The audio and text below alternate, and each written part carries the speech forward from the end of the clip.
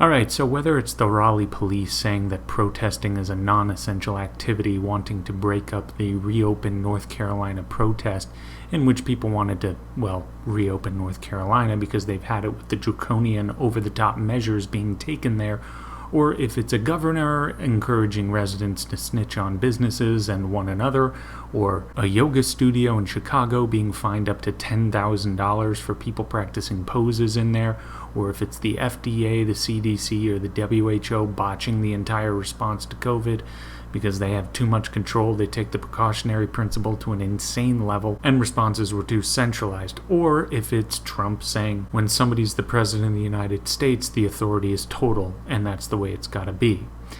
Now, I'm not sure if there is much more of a clear example that government is the most power-hungry, incompetent, and dangerous organization that exists on this planet. These people are willing to do you harm, to destroy your livelihood, to throw your life into chaos, to rob you of your natural rights, to take your money away from you, or to throw you into a cage, and this is all done to you. Why? Because perhaps, maybe, something you do could unknowingly harm another person. It's highly unlikely, but it's a non-zero probability, so we have to jump completely off the deep end and drive down the road of authoritarianism as quickly as possible. If there has ever been an instance in which the ease by which government can be brought to outright dictatorial behaviors, then it is this instance right here. And if anything good is coming from all of this, it's seeing the overwhelming pushback people are giving these agencies. People are already tired of it. They're sick of it. And it hasn't been that long in the grand scheme of things. People are getting restless. I think maybe they've been hearing about the largely inflated death rates and numbers of fatalities. I think they're starting to see that any positive that may have come from shutting down the U.S. is starting to look like a pebble compared to the asteroid that is coming right at us in the form of an ungodly unemployment rate, a terrifying number of businesses being destroyed, retirement accounts evaporating, and a law enforcement that is far too eager to use the strong arm of the government to pound on innocent people. I've said it before, is there a risk with COVID? Certainly.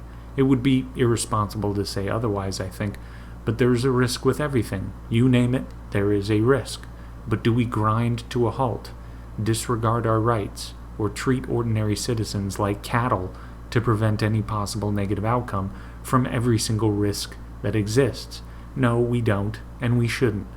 The entire point of being a free individual is to have some risky freedom over a safe slavery, and to not use this chaos theory butterfly effect to paralyze everyone in place because if you breathe wrong, you could decimate entire populations, which is not the situation that we are in anyway.